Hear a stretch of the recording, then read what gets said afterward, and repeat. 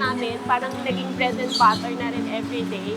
Since di na siya makapagtrabaho kasi PWD na siya, gusto ko sana nang mapalago pa yung karinderya ko at the same time, madagdagan ng puhunan and then ano pa ng ibang pagkain, baka mas ma-attract yung tao.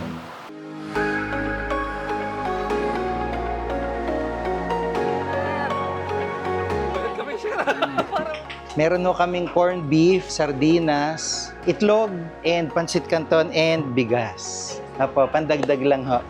Panginoon, maraming salamat po sa araw na ito. Thank you, Lord, for all the blessings that you have been giving us and allow us to always be a blessing to others. Thank you po, Panginoon. Mahal na mahal po namin kayo. Amen. Amen. Happy